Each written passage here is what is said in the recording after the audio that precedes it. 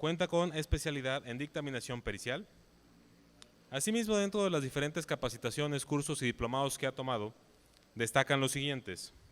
Cuenta con diplomado en fosas clandestinas, diplomado en derechos humanos, diplomado en didáctica de la ciencia forense, diplomado en juicios orales, diplomado en criminalística, diplomado en impartición de justicia con perspectiva de género, diplomado en derechos humanos con enfoque de género, docente certificado por la CETEC en el bloque para policías y peritos, curso en manejo de indicios para criminalística, curso en fuentes de luz alterna, Blue Star y documentación fotográfica, curso de acreditación para perito experto, curso análisis y procesamiento de la escena del crimen.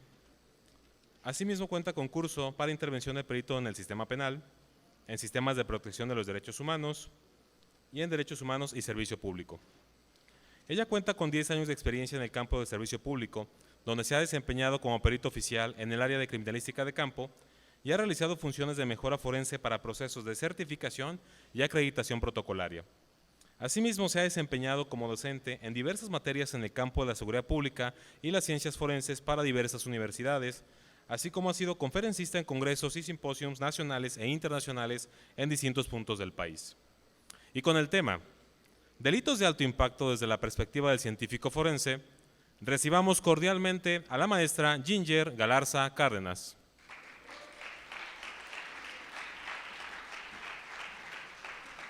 Bienvenida, maestra. Donde gusta, aquí está la silla, donde usted nos indique. Hola, hola. ¿Qué tal? Mucho gusto. Muy buenas tardes. Me presento con ustedes. Soy la maestra Ginger Galarza Cárdenas. Me siento muy orgullosa de estar aquí. Es la primera vez que vengo a esta institución, a este campus. Entonces, bueno, orgullosa de ver jóvenes, estudiantes, creo que la mayoría licenciados en Derecho. ¿Sí? Ok. Bueno, mis pláticas no me gusta que sean así aburridas y monótonas, entonces los voy a hacer participar, ¿va? Constantemente les voy a estar preguntando para esto hacerlo dinámico. Ya me presentaron, entonces pues me voy directamente al tema como tal.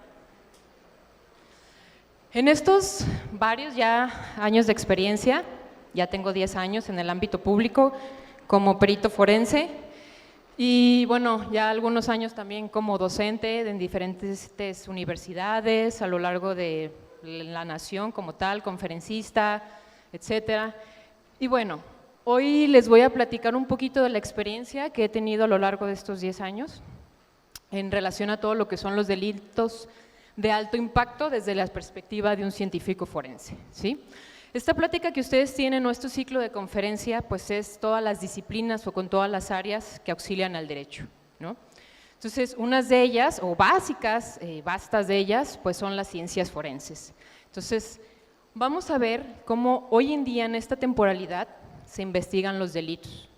Ustedes son licenciados o van a ser licenciados en Derecho, entonces necesitan saber cómo es la coordinación en el lugar de intervención, qué realmente se hace, qué están haciendo las agencias de los ministerios públicos, cómo se trabajan los delitos especializados, cuáles son los protocolos de actuación, cuáles son los enfoques en materia de derechos humanos y todo tipo de enfoques. Es un poquito de lo que vamos a estar platicando aquí.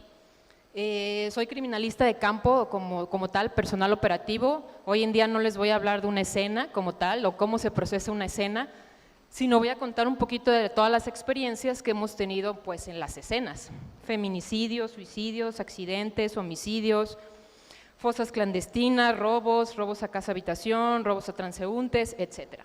De eso es un poquito la experiencia que vamos a estar platicando el día de hoy. Ok. De manera muy introductoria,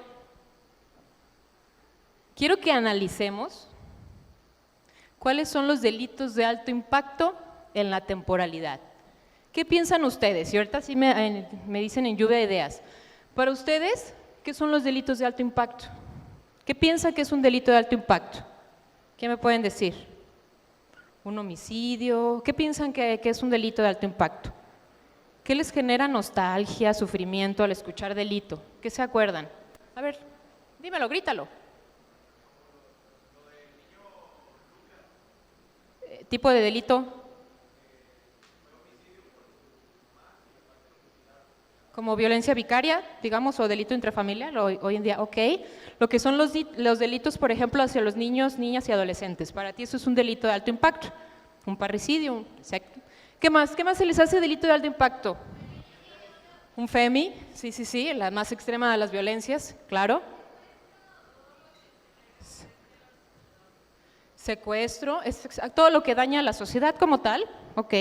Podemos hablar de delitos de lesa humanidad o podemos decir delitos de alto impacto, ¿sí? ¿Qué más? Por ahí dijeron secuestro, claro. Abusos sexuales, violaciones, todo lo que sea violencia de género, pudiésemos hablar también. Ok, creo que vamos bien. Esos son algunos de los delitos de alto impacto que Secretaría de Gobierno, que los observatorios ciudadanos toman en cuenta en sus encuestas. Casi todos son secuestros. Los primeros que son homicidios, ¿no? Homicidios, feminicidios, secuestros, robo con violencia, ¿sale? Robo con privación de la libertad, son también de los delitos de alto impacto que hoy se viven. No nada más vas a un robo casa-habitación, sino vas a observar delitos de privación de la libertad, ¿no? Grupos vulnerables, padres grandes, adultos mayores, ¿sí? Eso es lo que vamos a estar hablando de aquí. Ay, se me fue. Muy importante hacer esta reflexión, que los tipos de violencia van a derivar de la percepción y el daño que cada uno hemos tenido. Afortunadamente aquí no escuché a nadie que me dijera, salvo algunos violación, por ejemplo, nadie dijo personas desaparecidas, ¿no, verdad?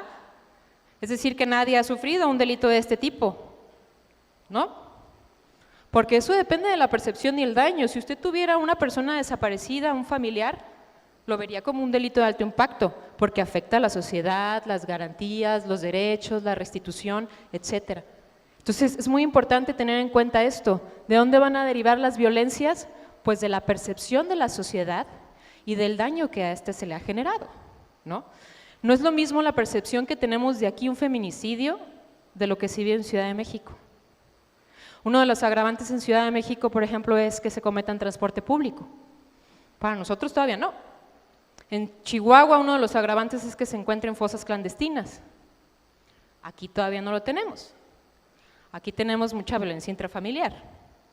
A mi punto de vista, los feminicidios más brutales que me han tocado, más sanguinarios, han sido dentro de la familia.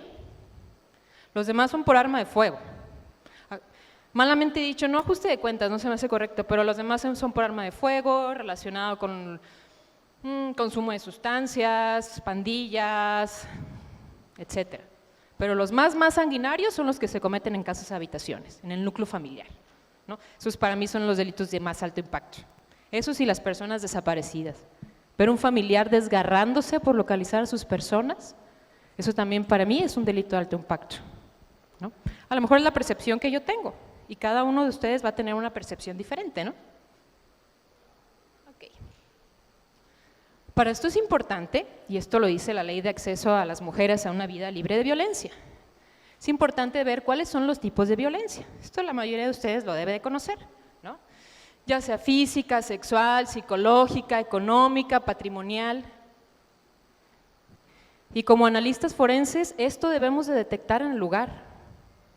Ahorita les voy a enseñar más adelante unas fotografías de cómo poder observar y documentar una violencia simbólica, una violencia patrimonial, ¿sí? Muchas de ellas van a ser con auxilio de la psicología, psiquiatría, medicina legal, medicina forense, fotografía, criminalística. Nosotros debemos de documentarla como un medio probatorio, como un dato probatorio, para que el Ministerio Público pueda, pues, concatenar todos esos medios, probar su teoría del caso. Eso es lo que hacemos los científicos forenses, documentar todo esto, pero lo tenemos que comprender. Si yo no entiendo el enfoque de género, la violencia de género, yo no lo voy a poder expresar en una documentación. Ok. Tipos de violencia, modalidades, estas también son importantes mencionarlas, ya sea en el núcleo familiar, las más violentas, el núcleo laboral, el núcleo docente, violencias feminicidas, etc. Muy importante tener una visión analítica, y desde esta visión vamos a estar platicando, vamos a analizar esta serie de factores a la hora de distinguir un análisis criminal, y esto es lo que vamos a analizar. Muy importante para ver los delitos de alto impacto, ver la severidad de los daños, ¿sí? La evaluación de las actuaciones, del modus operandi. Yo necesito saber la severidad de los daños, ya sean daños en infraestructuras o lesiones en personas, necesito saber la severidad de los daños.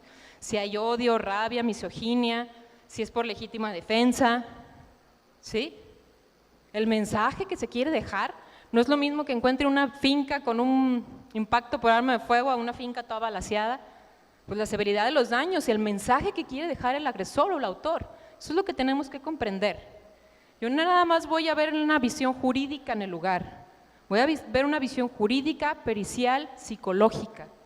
De verdad que el mundo se te abre, porque lo comprendes desde otro enfoque, un enfoque conductual que aterrizas en lo jurídico y que demuestras bajo lo pericial.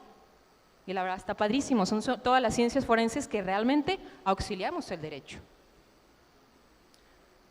Otra cosa muy importante, y esta palabra está muy de moda, me gusta mucho usarla, el contexto sociocultural que se lleva a cabo, el análisis de contexto. ¿Han escuchado esto últimamente? ¿Qué me puedes decir de análisis de contexto? A ver, ¿quién dijo sí?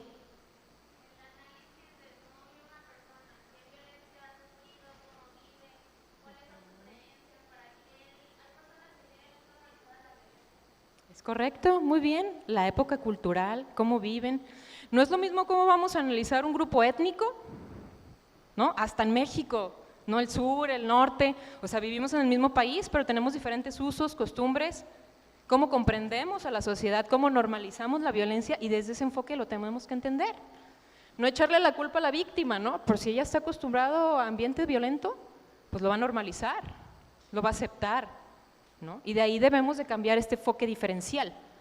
Eso es hacer un enfoque diferencial, ver las diferencias entre cada uno de los individuos y desde ahí hacer un buen análisis. Esto funciona. Si aplicamos la réplica del, no sé, de un programa estadounidense, de un programa anglosajón o de un programa brasileño, pues claro que no sirve a nuestra sociedad, ¿no? A nuestro tipo de usos y costumbres. Eso se le llama hacer un enfoque diferencial y se usa mucho en estudios de derechos humanos. Otro de los factores que vamos a analizar es la conducta, la maduración, el medio ambiente, la herencia. Aquí vienen los factores biológicos también. Bueno, en relación a lo antes dicho de los usos y costumbres, les voy a hacer una pregunta. Veamos estas dos imágenes aquí, y esto va a depender mucho de dónde vivamos, pero ¿qué comprendemos por un vehículo sospechoso? ¿Cuál se les hace más sospechoso o placoso? ¿Cuál está más placa? A ver, el Tsuru tuneado, o la troca, bueno, troca buchona, iba a decir otra cosa, pero no. Ok, bueno, ok, vamos a ver. Si estamos en la ciudad, ¿qué comprendemos por un vehículo sospechoso? A lo mejor también depende de qué zona de la ciudad estemos. Ejemplo, y me voy a ir muy capitalista. Andares. ¿Qué veríamos en Andares un vehículo sospechoso? Un Tsuru, porque a lo mejor la blindada pues es de algún empresario, escolta o alguna persona que le guste esas camionetas tan llamativas, ¿no? Entonces, depende mucho de la percepción social que tengamos, ¿sí? Totalmente. Creo que, no sé, a mí ambos se me hacen sospechosos, ¿no? Si estoy en un pueblo y la troca placosa, sí me daría miedo. Sí, la del Chaco. No, sí, estoy en el pueblo, sí, la troca placosa está cañón. O en la carretera y veo esa camioneta, híjole, ya me quedé sin vehículo, ¿no? Entonces, y el Tsuru, pues bueno, sé que también no hay que ser tan discriminatorios, pero antes sí eran muy utilizados, o a lo mejor el Tsuru te lo acaban de robar y cometieron un delito con eso, porque son vehículos fáciles de robar. También podemos analizarlo desde esa parte, ¿no? Ok. Y algo de lo que mencionaban allá, el público, hay estos efectos de toda la violencia. Yo digo que en México estamos enfermos, tenemos una patología de violencia totalmente, y no se diga más aquí en Jalisco, con la violencia vial, ¿no? Aquí alguien se te cruzó y ya lo quieres matar y ya le mientas y te bajas y te quieres pelear, ¿no? Y hace algunos años estaba muy de moda que tocabas claxon y te mataban con un arma de fuego. Tenemos una violencia vial aquí exacerbante en Jalisco, ¿no? Estamos expuestos a altos niveles de violencia, ya la aceptamos con normalidad. ¿Han visto las noticias del Metro y de todos estos periódicos amarillistas? ¿Cómo vienen las notas? ¿No? Pongo mucho de ejemplo una vez levantando un bulto, un segmento anatómico, lo estaba agarrando así, y la nota era, la agarraron levantando el bulto. O sea, esas notas de doble sentido que pues se nos hacen graciosas, pero ya lo vemos como normalidad. Es una vergüenza, obviamente, ¿no? Que lo que veas es sexo y violencia. Entonces ya estamos expuestos, estamos patológicamente, somos violentos. Otro de los factores que debemos analizar son todas las exposiciones prolongadas, frecuentes, toda la insensibilidad que tenemos hacia la violencia. No porque yo sea forense soy insensible, claro que no, yo tengo que tener un enfoque humanitario, pero si no comprendo los derechos humanos, pues yo soy forense, soy insensible, no tengo sentimientos. Claro que no, debo comprender el dolor de una madre buscadora para que eso me dé la energía en el solazo de 8 a 8 estar buscando en fosas. Es una friega, pero de verdad ver la satisfacción de una víctima, con eso te llenas de energía, ¿no? Claro que sí. Y bueno, pregunta también, ¿los niños expuestos a la violencia en los medios de comunicación perciben un mundo en que hay que luchar y pelear para subsistir? ¿No? También es muy importante, ¿qué estamos dándole a nuestros hijos, a nuestros niños? Siguiente pregunta para ustedes, al ratito les va a tocar hacerme las preguntas a mí. ¿Cuál creen que es la institución social o la institución así más violenta? La familia, ¿por qué? ¿Ha recibido violencia familiar usted? Sí, no, ok, pero bueno, sí, la respuesta es correcta. La institución más violenta es la familia y es la más difícil de ver, de analizar, porque es un núcleo cerrado, ¿no? No podemos estar abriendo puertas y ver toda la violencia intrafamiliar que existe, ¿no? Vemos ya a los niños que llegan a los puestos de socorro ya con síndrome del niño maltratado de años, violaciones, pero ya cuando ya está a punto de fallecer, desafortunadamente. La falta de cultura, apego social, valores, etcétera, ¿no? Que analizamos. Que eso les tocará a los futuros criminólogos, criminólogas y pues a los abogados también. Ok. Es el donde inicia el desapego social, moral, la persona, ya no existen entornos positivos, hay que estar peleando. Tuve un caso hace poquito muy complicado de demostrar, realmente, que nos dejó trabajando mucho, en el que una familia, una pareja, ambos trabajaban, tenían varios hijos, la señora tenía hijos de varios papás, llega su niña de 4 años, muy violentada, muy golpeada, con mordeduras.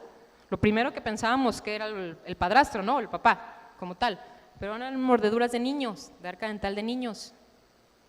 O sea, los mismos hermanos la lastimaban y la golpeaban. Los mismos hermanos, ¿qué está pasando? Y fue muy difícil porque ¿a quién culpabas? ¿No? ¿A los niños, a los hermanitos de 4 o 6 años? ¿No? Están expuestos a todos los entornos negativos.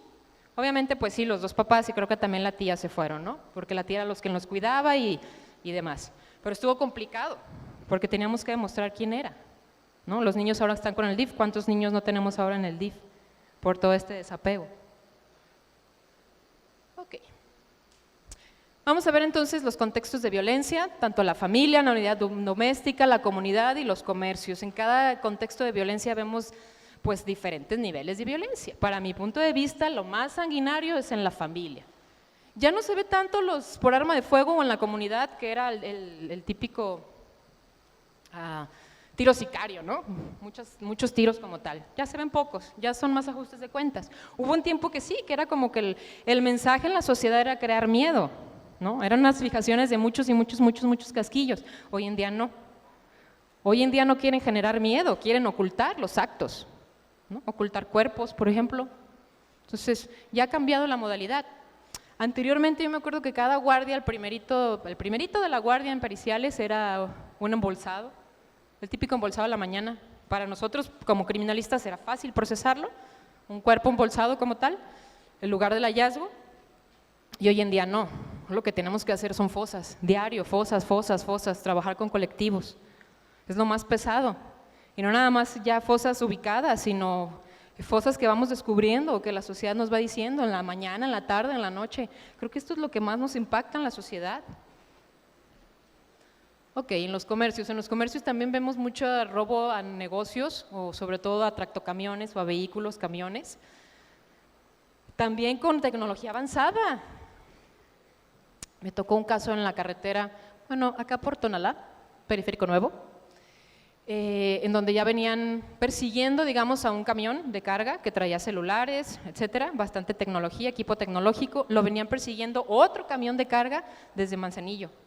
Y en un lugar oscuro fue donde lo embiste, lo choca, se lleva, transporta la carga y se da la fuga. O sea, no inventes, o sea, ya el delincuente tiene tractocamiones y tiene camiones de carga pesada para hacer sus atracos. ¿Cuánta tecnología, no?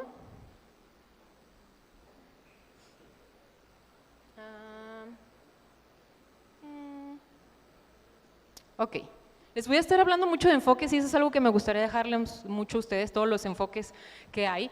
Incluso en cada tipo de análisis delictivo hay que tratar un enfoque diferente. Cuando trabajo un feminicidio, trabajo enfoque de derechos humanos, enfoque de perspectiva de género. Si trabajo con menores, enfoque de la niñez o interés superior de la niñez.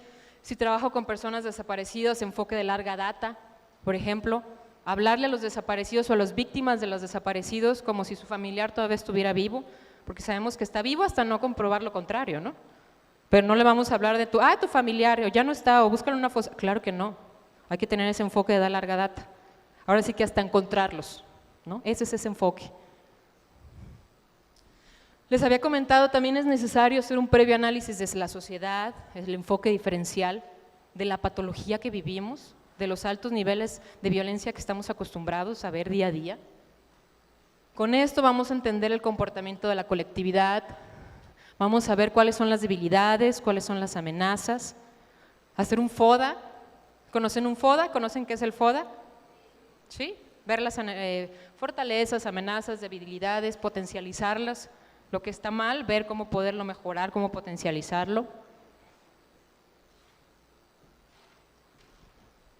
Ok, y con esto pues hacer una visión analítica delictiva, que es lo que va a trascender, ¿no?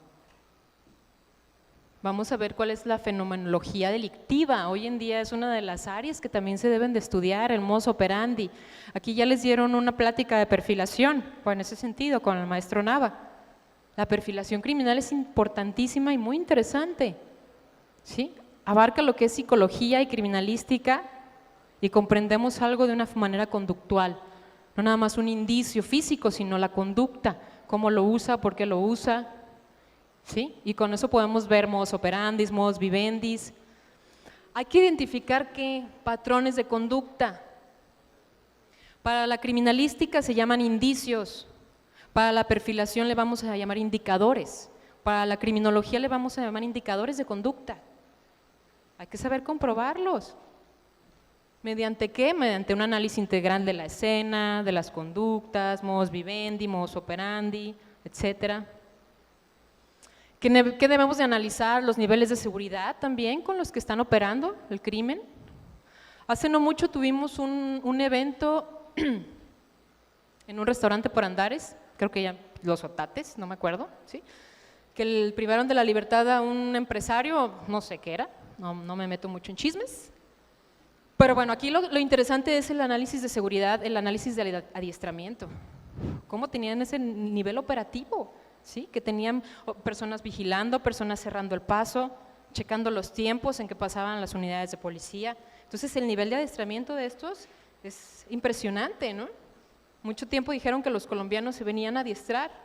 Tuvimos una chica también, menor de edad, que decía que estaba adiestrada por un colombiano para desmembrar cuerpos, y le pagan como 10,000 pesos a la semana. Y así, una niña de 16 años, o sea, 10,000 pesos a la semana, ni mi sueldo, bueno, por desmembrar cuerpos. Es complicado, ¿no? El nivel de adiestramiento que tienen y el desapego social que tienen, pues, obviamente. Ok. Hay que analizar el tipo de armamento, los movimientos sincrónicos, el liderazgo también, ¿no? Eso le toca a la inteligencia, a la contrainteligencia, a la perfilación, Hay muchas a las áreas de análisis de contexto, etcétera. Ok, esto se ve mucho en perspectiva de género, establecer todas las conexiones que se tiene, pues, tanto víctima como victimario, ¿sí? Todos los signos de violencia relacionados con la perspectiva de género, el odio, la misoginia, el hecho de que dejen un cadáver limpio a una víctima. Yo cuando trabajo con feminicidios trabajo como víctimas, cuando trabajo con personas desaparecidas, personas fallecidas, identificadas, sin identificar, contextos de hallazgo, dependiendo lo que cada protocolo me diga para el análisis de investigación criminal, es hasta la forma en que le vas a decir, ¿no? Si trabajas con protocolos, lugar de intervención. Si trabajas con el código, lugar de los hechos, lugar del hallazgo. Si trabajas con personas desaparecidas, contextos de hallazgo forense, etcétera, ¿no? Si trabajas en perfilación, lugar primario, secundario, enlace, etcétera. Entonces, hay una visión dependiendo del área en que tú te vas a desempeñar. El hecho de que una persona deje un cadáver limpio, una víctima limpia, después de haberle generado varias lesiones, me dice algo.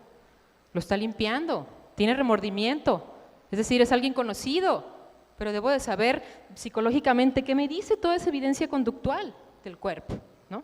Obviamente, si hay algún apego, te quedas hasta con una prenda suya, una prenda íntima como trofeo, por ejemplo, una firma tuya, ¿no? También hay que analizarlo, y ha pasado mucho. No estamos como en el FBI de asesinos organizados y desorganizados, pero sí tenemos muchos modus operandi que podemos analizar desde esa perspectiva también. Ok.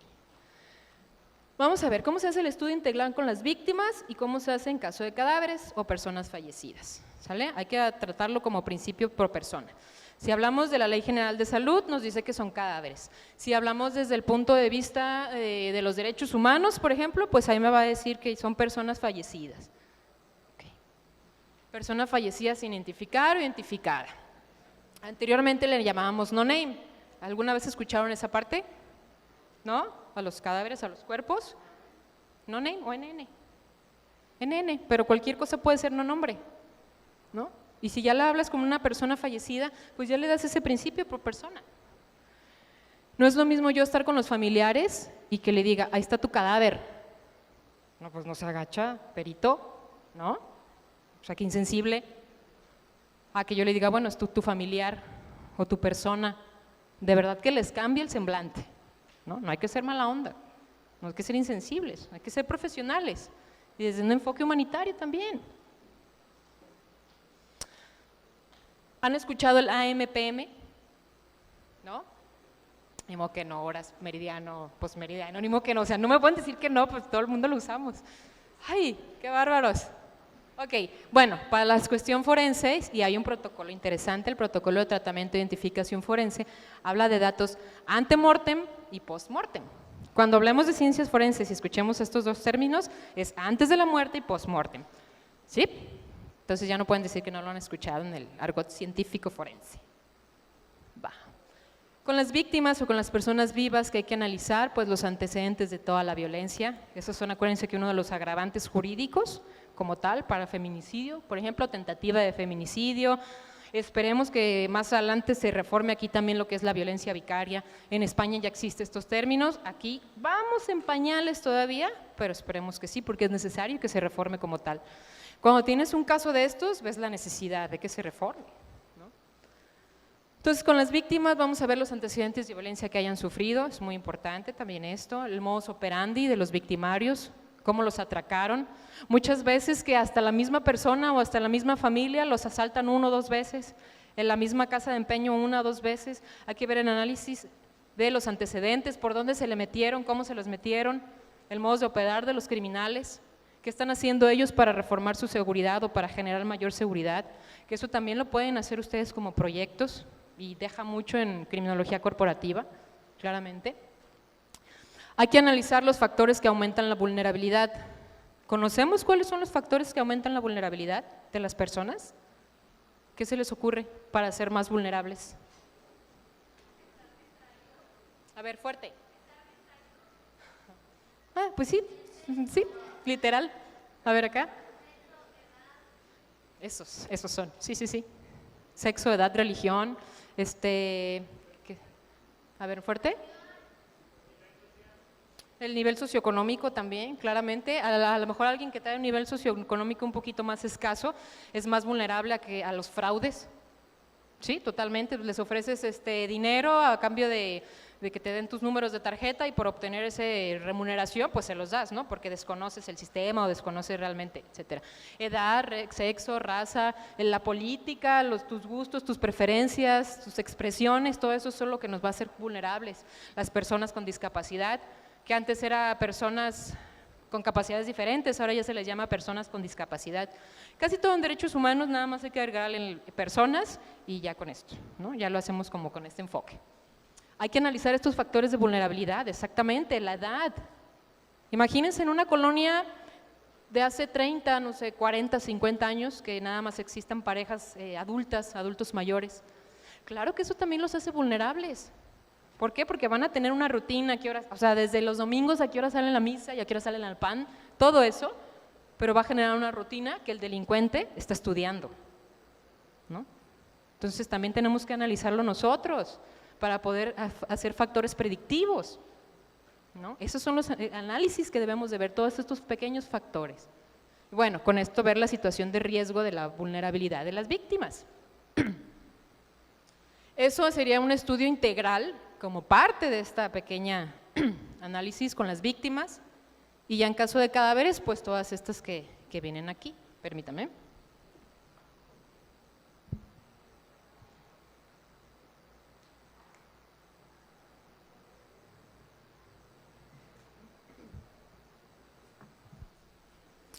Bien, en postmortem vamos a ver disposición final de los cuerpos, si está movido o no de su lugar original, si están con notas denigrantes, ¿sí?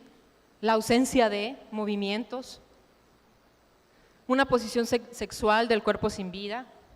¿Por qué? Porque con eso me va a dar datos de agresión sexual y para buscar indicios, trazos también, ¿sí? La ropa sobrepuesta, esta cuestión psicológica, ¿sí? Imagínense que tu agresor no te conoce.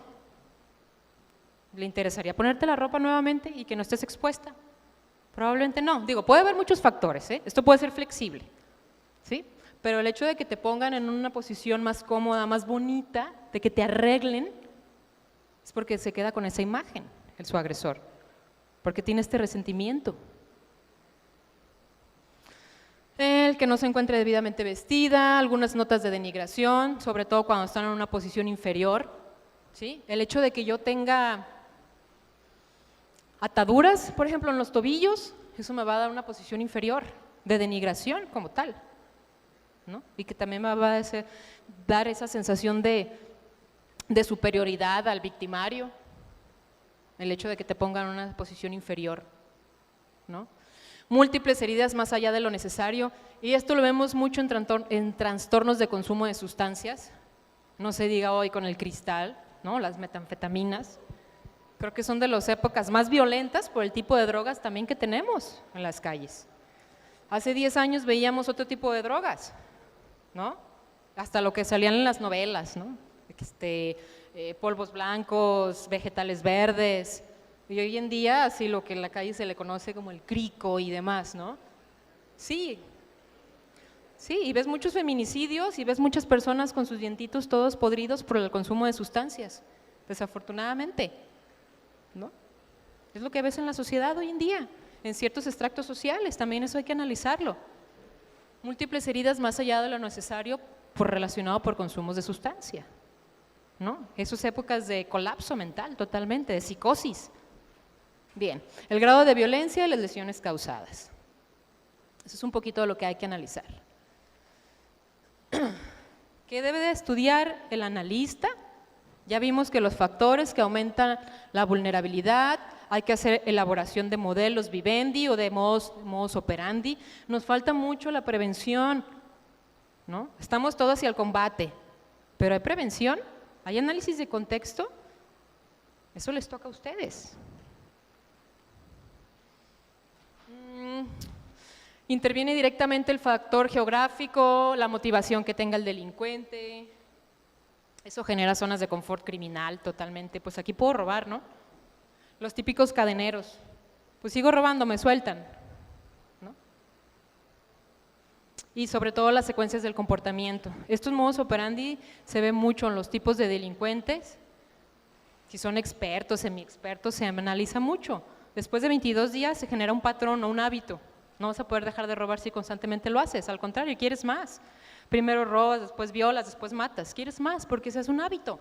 Después de 22 días se hacen hábitos, eso lo sabemos todos. Intenten hacer hábitos después de 22 días y ya va a ser un patrón de comportamiento. ¿Cómo vamos?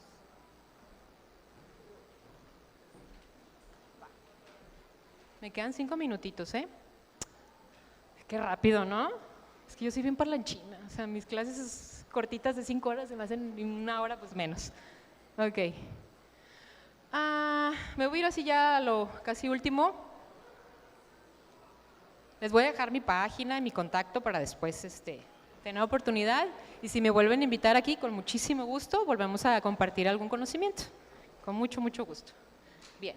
Les traje algunas imágenes, no me gusta tener así imágenes morbosas como tal, pues yo diario veo sangre y tripas y demás, entonces creo que prefiero ver cosas más bonitas, pero bueno, aquí para fines prácticos sí.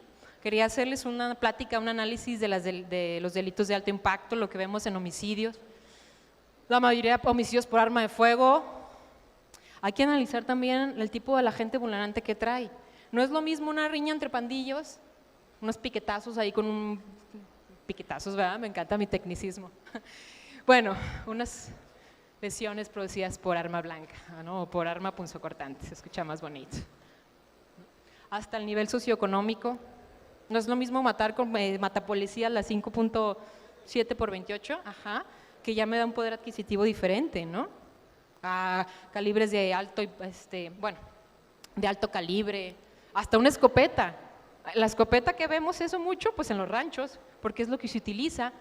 ¿Qué vemos en los FEMIs o en las casas habitaciones? Pues lo que tengas a la mano, no vas a tener una escopeta, ¿no? ¿Qué tienes a la mano para agredir? Cuchillos, palos, cualquier objeto, herramientas. Sí, martillos. No me ha tocado, fíjate, hasta eso son como más cuchilleros, lo voy a llamar de esa forma. Ok, estos son los delitos de alto impacto, los secuestros. Hay que ver el lugar de intervención, hay que asociar el lugar de cautiverio, los indicios, no nada más la víctima, también para identificar al victimario, porque encontramos a la víctima y muchas veces a indicios, pero hay que buscar al victimario también. La tortura, los robos con violencia, cada vez más fuertes en domicilios, ¿no? Muchos de ellos atracos por menores o por personas muy delgaditas, eso es muy cómico, ¿no? Con sus mochilitas.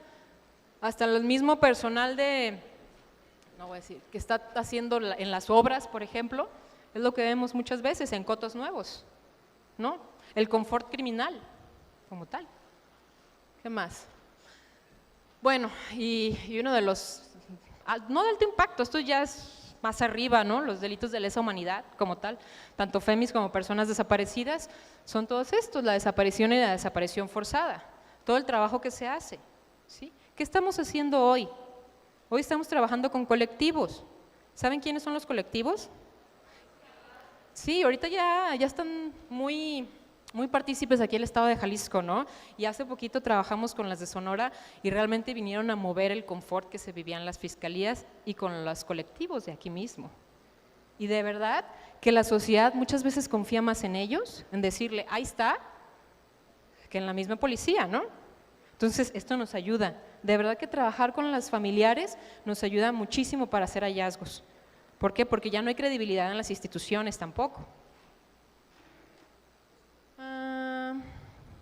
Bueno, estos también, los embolsados. Ya como para terminar, sobre todo en lo que son violencias feminicidas, que es pues, una de las más extremas, esto es lo que tenemos que comprender, la debida diligencia, la diligencia reforzada, tratando de violencia de género contra las mujeres, al trato digno, que eso es una diligencia reforzada, hacer doble, hacer triple, hacerlo varias veces, ¿sí? Generar todos estos enfoques que anteriormente les he dicho.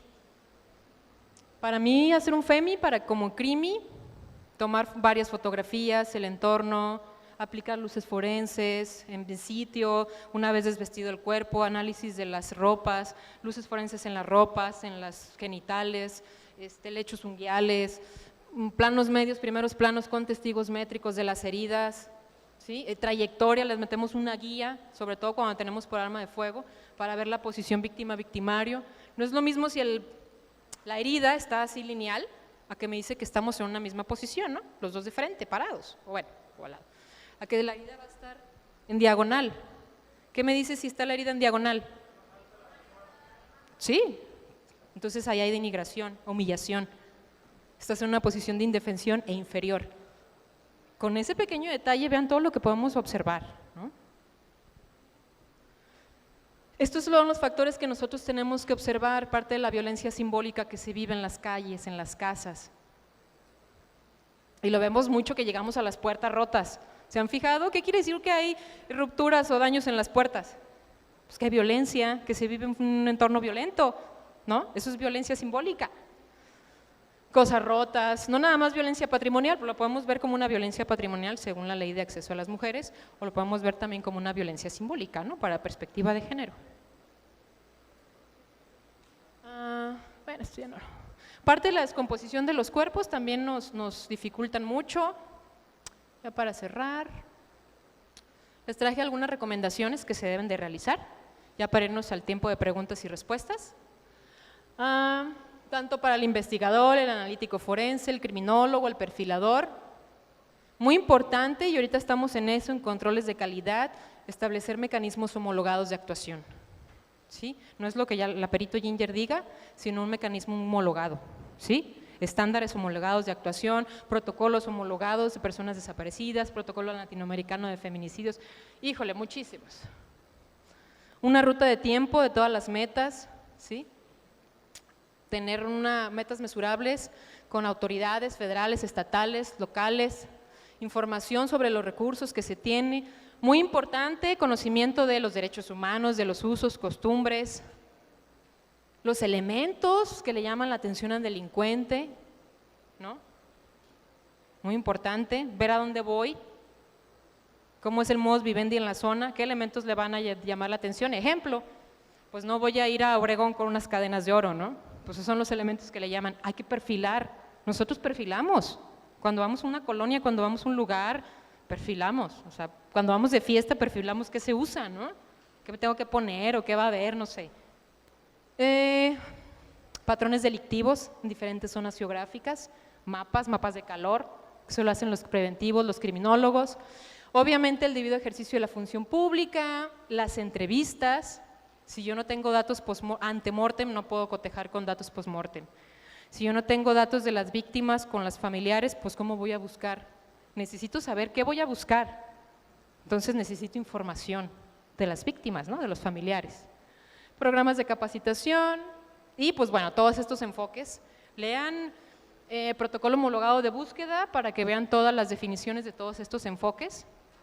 El enfoque diferencial especializado, ver las diferencias entre cada uno de los usos, costumbres y con esto hacer un análisis. El enfoque de larga data que ya les había mencionado, siempre tratar a los familiares como si estuvieran en vida. Los enfoques humanitarios, la restitución, las garantías, sus derechos. Los enfoques en perspectiva de género, ¿sí? Comprender los factores de desigualdad social, de poderes, etcétera. Enfoque o perspectiva al interior superior de la niñez. Y bueno, con esto termino esta frase que dice que no solo las decisiones son del Estado, las decisiones también son de la sociedad y el cambio está en nosotros. ¿Va? Eso es todo. Muchas gracias. Muchas gracias.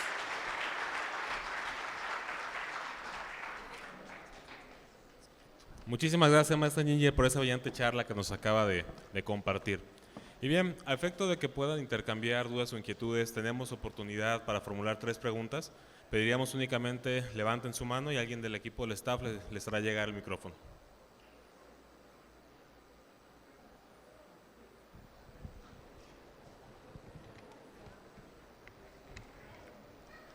Hola, buenas tardes. Muchas gracias tardes. por la ponencia. En los delitos de feminicidio y homicidio que le ha tocado participar o que ha tenido conocimiento, donde el agresor limpia a su víctima o limpia la escena del crimen, ¿qué tan perjudicial es para ustedes el recabar información tanto del agresor como de las acciones que está cometiendo? asimismo para las investigaciones que se van a realizar. Ok, todo depende de lo que haya limpiado, sí, pero muchas veces el hecho que haya limpiado también nos dejan indicios relacionados con la asociación del agresor. Entonces, cuando nos ha tocado que limpian escenas, para mí es más fácil o los identificamos muchísimo más fácil, porque a la hora de limpiar se transfieren ellos. Entonces, algo tienen ellos. El que te digo, por ejemplo, que tuvimos que su mismo agresor la lavó, la limpia, después lo localizamos y una de sus prendas traía sangre de la víctima. Entonces, eso fue un factor que nos ayudó. En otros factores, pues puede perjudicarnos porque no tendríamos información indiciaria.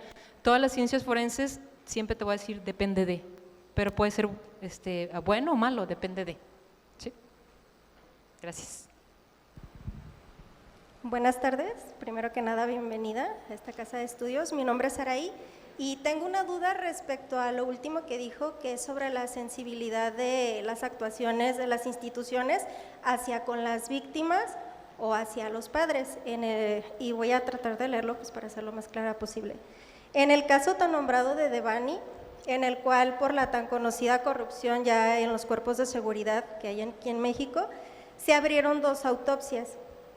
¿Usted cree que el abrir 2 autopsias, intervenir las redes sociales y volver el caso tan mediático, es decir, ¿usted cree que de alguna manera la existencia de estas 2 autopsias o 2 indagaciones constituye una duplicidad que recae en la revictimización no solamente ya de la persona que ya no está presente, sino también de las segundas víctimas que son los padres? Y no sé si usted tenga alguna proposición para realizar nosotros como estudiantes de Derecho algo que pueda fomentar o ayudar que existan, no sé, si tanatólogos, no solamente psicólogos, porque creo que también hay que incluir cuerpos que ayuden a superar el duelo y que también ayude a la sociedad a involucrarse en el duelo de las segundas víctimas, en este caso los padres, y lo doloroso que han de estar también ellos viviendo por la pérdida de su hija. Ok, qué compleja tu pregunta, muy mediática. Tendría dos puntos de vista, el punto científico pericial, en el que si haces una doble diligencia o 2 veces la necropsia, te puede dar una mayor certeza científica, le puede dar una mayor certeza a los ciudadanos o a los familiares, una mayor credibilidad. Por esa parte, a lo mejor la primera no la crees, pero la segunda y con visiones externas tú la puedes creer, ¿no? Pero lo malo es que sí es una doble revictimización a las víctimas y a los familiares. En eso sí te doy totalmente la razón, pero creo que, no quiero decir que fue necesaria, porque estaría mal decirlo de mi parte, pero creo que fue convincente, ¿sí? Y en relación a tu segunda pregunta, definitivamente el tanatólogo es súper importante en todas las áreas, análisis de contexto, tanatología, que aprendan derechos humanos, creo que también este enfoque te da una visión muy diferente. Si son estudiantes de derecho, métanle psicología, métanle ciencias forenses, en definitiva, creo que es lo que más se ocupa hoy en día. Espero con eso contestar tu pregunta. Muy bien, gracias. No sé si con eso es todo o hay otra pregunta. No les dije, pero aquí les comento de una vez, les dejo mi página de Facebook, mi red social como tal, Maestra Jean Criminalística, se escribe Maestra. Normalmente pues estoy subiendo cuestiones forenses, protocolos, dudas, demás, pues ahí está el contacto. Buenas tardes, mi duda es cuando hay una mala identificación y la identificación no es correcta. Al momento que se vuelve a identificar la persona, ahora sí correctamente, ¿se vuelve a hacer un dictamen psicosocial o se quedan los 2? El dictamen psicosocial, no sé si lo dices para la reparación integral del daño de las víctimas por la mala información que se les dio. Sí, o sea, que encuentren un cuerpo y el cuerpo se haya identificado con el nombre de Andrea, suponiendo, y que realmente no sea esa víctima y sea otra. Al momento en el que se dan cuenta de que es otra persona, ¿se tiene que abrir otro dictamen o se tiene que hacer otro análisis diferente? ¿Podrías abrir otra carpeta de investigación contra las y los servidores públicos que realizaron las malas actuaciones? Y si a ti como víctima se te haría un dictamen de daño o impacto emocional o daño moral, y ya con la restitución, que serían tus garantías, probablemente te dirían cuánto es el costo de del análisis, no el análisis, el costo del psicólogo como tal, pero sí se hace eso. Incluso todas las personas desaparecidas que no cuenten también se les dan un dinero, un apoyo económico por parte del gobierno, a todos. Gracias. De nada. Gracias, maestra Ginger, por su brillante participación que nos ha regalado el día de hoy. Es para nosotros todo un placer haber contado con su presencia. Y con la finalidad de que tenga bien ser debidamente reconocida como es debida su intervención, pido la presencia del maestro Jorge Rivas Moreno y del doctor José Rodolfo Nava Oropesa.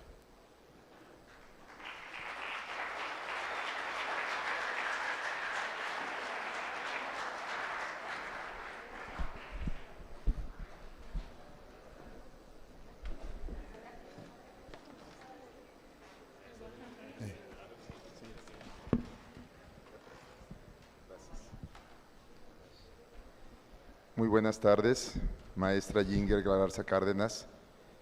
Para mí es un honor hacer entrega de este humilde reconocimiento a nombre de nuestra comunidad universitaria, de sus alumnos, de los maestros, por su brillante participación sobre delitos de alto impacto desde la perspectiva científico-forense.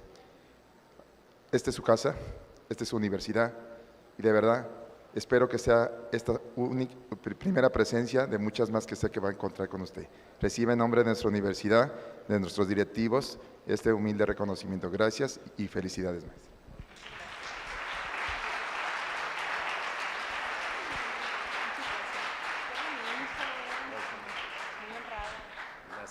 Gracias, doctor. Pues amiga, de igual manera recibe este pequeño reconocimiento de parte igual de las autoridades de esta institución que pues nos han recibido de una manera increíble, nos han atendido muy bien. Espero que, como dijo el maestro, pues te sientas en casa y bueno, un pequeño detalle para ti también. Ahorita te ayudamos, ¿eh? Un aplauso por favor a nuestro ponente.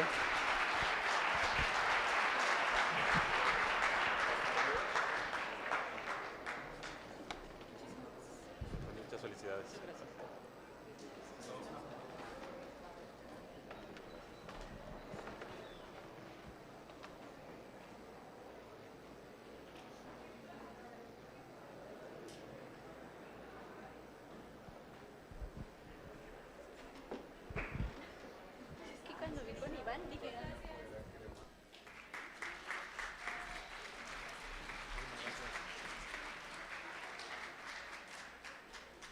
Y bien, con esto cerramos nuestro primer día de actividades de nuestra cátedra académica Disciplinas Auxiliares del Derecho. Fue para nosotros todo un placer haber contado con su presencia.